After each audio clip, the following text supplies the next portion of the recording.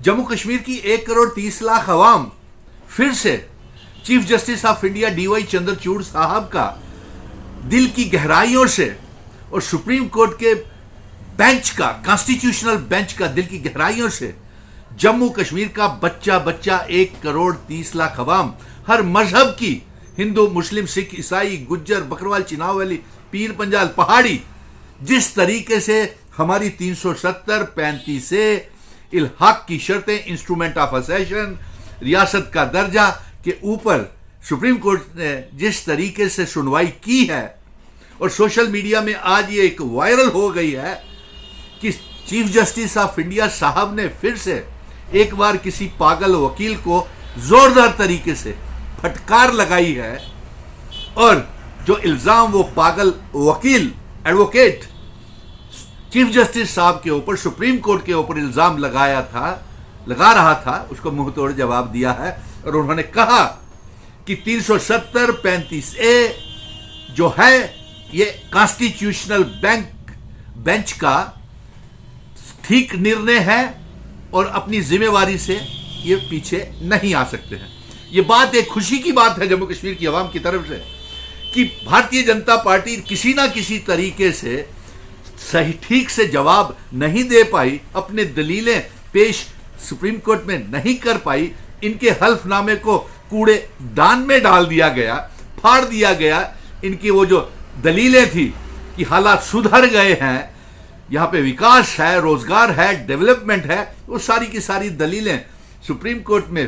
कूड़ेदान में, डस्टबिन में डाल दी गई, क्योंकि सुप्रीम कोर्ट ये जम्मू कश्मीर की 1 करोड़ 30 लाख अवाम और बच्चे बच्चे की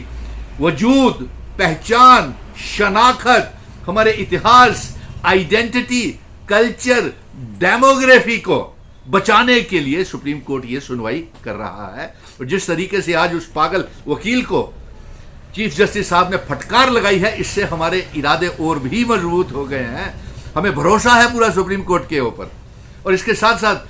पहले ही हम कह रहे थे कि जितनी गहराई के साथ, संजीदगी के साथ, जितनी मेहरबानी की है सुप्रीम कोर्ट ने हमारे लिए, ये हमारे लिए गर्व की बात है और हमें पूरा इंसाफ मिलेगा। लेकिन देखिए, भारतीय जनता पार्टी, आप बच नहीं सकते हैं। चाहे आप 1 नेशन 1 इलेक्शन का नारा लगा लीजिए, चाहे आप इंडिया वर्सेस एनडीए कर लीजिए, और मैं सुप्रीम कोर्ट से ये गुहार लगाऊंगा कि हमारे बहुत से इंटरवीन करें,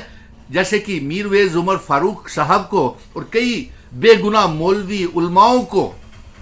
किताब करने वालों को, बेगुनाह लोगों को गिरफ्तार किया हुआ है, जेलों में हैं, उन्हें जल्द से जल्द बेगुनाह लोगों को रिहा किया जाए। और साथ में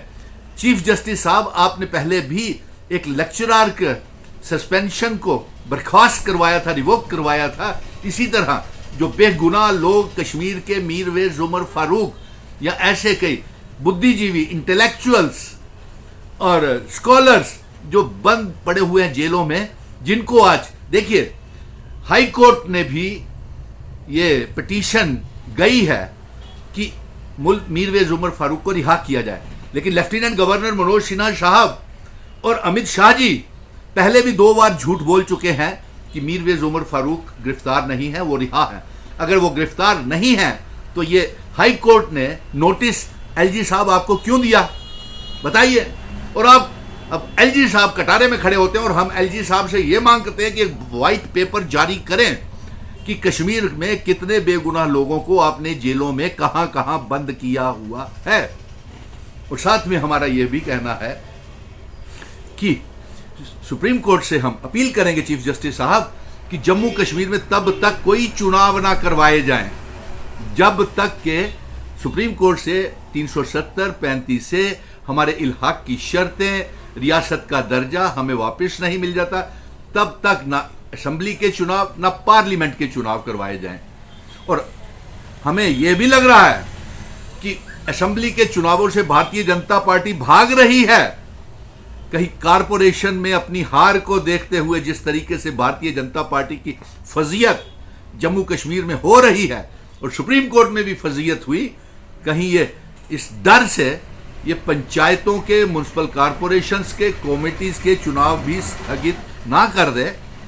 लेकिन हमारा ये भी मांग है कि ये सारे चुनाव जो हैं ये स्थगित होने चाहिए जब तक कि सुप्रीम कोर्ट का फैसला आ नहीं जाता है, क्योंकि कानून तो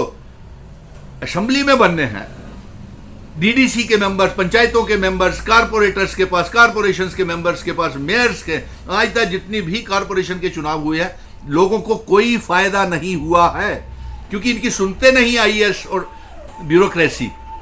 इनकी कोई मानने को तैयार नहीं है। उसी की वजह से तो आज जम्मू इस दौर से गुजर रहा है मिलॉर्ड। और सुप्रीम कोर्ट के चीफ जस्टिस साहब हमारे ऊपर मेहर कीजिए, जब रियासत का दर्जा हमें वापस दें तो वो वाली रियासत दे रहा है जिस रियासत का विलय हमारे महाराजा जी, हमारे बुजुर्ग, हिंदू मुस्लिम सिख ईसाई गुज्जर बकरवाल चिनावली पीर पंजाल पहाड़ी बुजुर्ग, जो हमारा फैसला जम्मू कश्मीर लद्दाख पीओके गिलगित बल्टिस्तान को भारत के साथ जोड़ करके गए थे, वो वाली रियासत हमें वापस करना। और मैं सुप्रीम कोर्ट से ये कहूंगा कि पीओके गिलगित बल्टिस्तान को भी दिशा निर्देश जारी करें कि जम्मू कश्मीर का हिस्सा बनाएं, क्योंकि पीओके गिलगित बल्टिस्तान के लोग भी जम्मू कश्मीर का हिस्सा बनना चाहते हैं। और मैं सुप्रीम कोर्ट से यह भी अपील करूंगा कि जनाब भारतीय जनता पार्टी से पूछें, ये शहादतें,